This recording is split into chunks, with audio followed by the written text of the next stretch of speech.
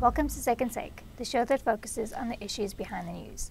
This week, Mining Weekly editor Martin Creamer unpacks Glencore assisting Eskom, renewable energy, and Anglo's commitment to land solutions. Welcome, Martin. Hi, Sashni. Now, firstly, how is Glencore assisting Eskom to overcome its coal supply issues? Yeah, so we've got these stockpile issues. They're not at the level that they should be, and you need to build them. And it was fantastic, the good-spirited attitude of Glencore, saying that they're prepared and they are working around the clock, 24/7, trucking coal in, railing coal in, and doing whatever they can to assist Eskom.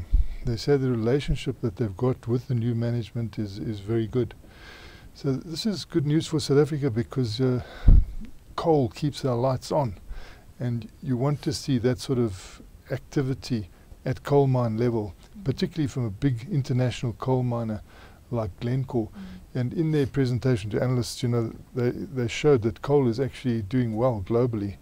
They also make use of the Richards Bay coal terminal, and they were talking about how they're on the both sides of this climate change issue at the moment, because a lot of the products that they produce, the nickel and the cobalt and other metals, are going into electric vehicles, which are designed to stop emissions and to make sure that the environment is protected. And also the coal that they're sending into Asia, they said it's affordable, but it's a high quality coal. So we've got this dual mix in South Africa where Eskom always used the low quality coal, and that's what they've got used to doing. And our high quality coal then goes out of the country and earns a lot of foreign exchange. And we can see that Glencore is saying they will definitely supply more coal to Eskom next year. So it's again relieving the situation, the pressure. They also spoke about their Chevron deal, which is a very interesting deal. The way they have acquired the Chevrons and Caltex brand in South Africa with the refinery and all the retail outlets. This is going to be a great mixture of big business through Glencore and then local black economic empowerment partners working very, very well together. Initially, Glencore providing all the finance and the technical assistance, and then coming in with the shareholding, getting the Competition Authority approval.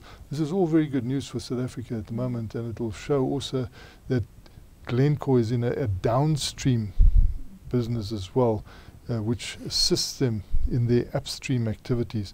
We see the model that they're applying in South Africa with the Chevron deal is similar to deals they've done in South America, which are working very well. Now just talk to us about South Africa needing to revive the idea of a minerals energy complex for economic growth.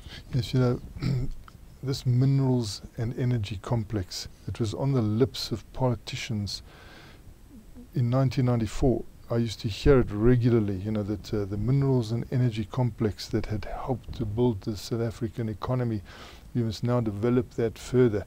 And the energy side of it was all coal-based. It was Eskom burning coal to make sure that we got a low-cost electricity. And that was part of the economic strategy of the country, to make sure you had very low-cost electricity. What has happened now is that electricity has not only become high cost, but because it's coal-based, the world is cold shouldering it. And you'll find also that funders want to cold shoulder it. So it's not the ideal mineral to be in. Because we are so deeply involved with it, you can't just move away from it too fast. So it will still be with us for decades, but we'll probably be moving ourselves away. But what do you do in the meantime? South Africa is blessed with probably the best sunshine in the world, if not among the best sunshine in the world. And surprisingly, we've also got prime wind energy.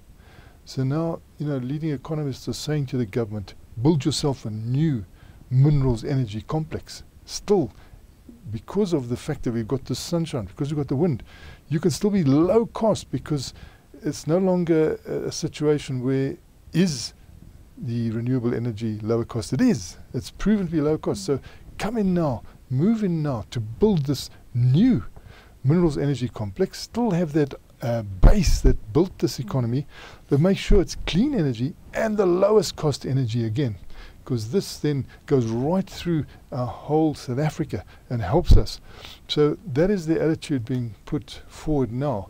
But it's in a very, very interesting phase, because what they want to do is also use that renewable energy to electrolyze water, to get hydrogen from the water, then use that hydrogen in, firstly, a fuel cell, which will then also use platinum.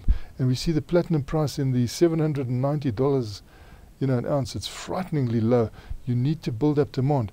If we could do that, create a sort of a demand, more demand for platinum ourselves here, have mobility. So you've got this hydrogen which is catalyzed by platinum into electricity and drives your car and can also supply you electricity at home. Then we've got another advantage, as the economists are pointing out.